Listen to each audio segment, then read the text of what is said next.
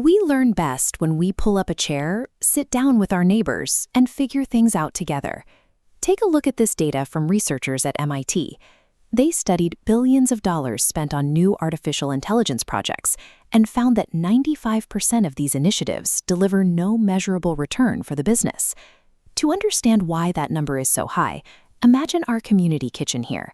Now imagine someone drops a stunning, lightning-fast new oven right into the middle of it. The oven works perfectly. The initial demonstration gets a round of applause. Every cook in the kitchen wants to try it, and by the end of the week, everyone is turning it on. But when you look at the clock, a painful reality sets in. The plates are still piling up.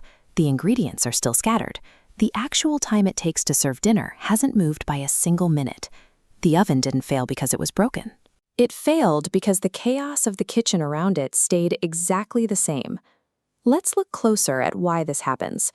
Watch the prep work happening at this table. If we never timed how long it took to chop these vegetables before the new oven arrived, we have no baseline. Without a baseline, we can never prove that the oven saved us any time or money. This chart shows the trap. On the left is an activity metric, counting how many times people turned the oven on. On the right is a value metric, measuring how much faster the meal was actually cooked. Only the second number matters to the bottom line. Then there is the problem of where the oven actually sits. Often it gets placed in an isolated corner, completely disconnected from the cutting boards and the sinks where the real work happens. Because it is isolated, humans frantically run heavy, hot pans back and forth across the room to connect the prep area to the new tool. In an office, we call that a manual data bridge. It's a worker manually copying, pasting, and reformatting information just to make the new tool function. When a tool sits beside a workflow rather than inside it, human beings become the bridges, and under high volume, manual bridges always collapse. Now, imagine a baker pulls a burnt loaf of bread from that fast new oven. They realize the dial is permanently off by 10 degrees. They adjust it for their loaf, but they don't leave a note or fix the dial for the next person. The very next cook uses the oven and burns their bread too. Most corporate AI tools have this same limitation. They don't retain your feedback, they forget the context of yesterday's work, and they don't improve when a human corrects them. This creates a permanent verification tax.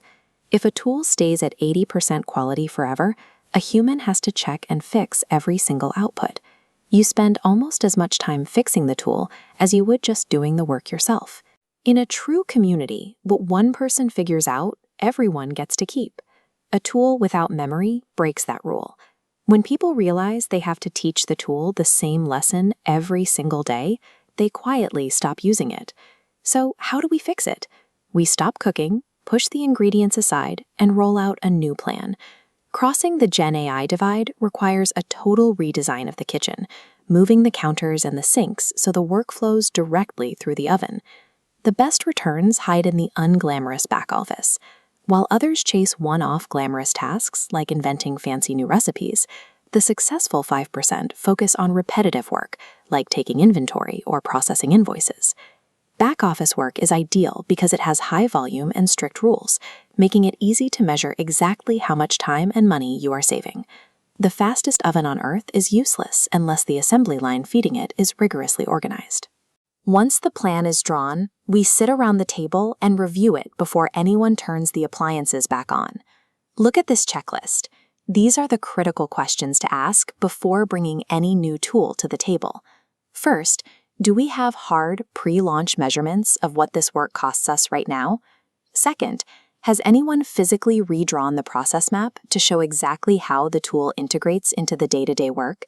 And third, is there one specific person accountable for the final business result rather than a committee just watching a tool exist?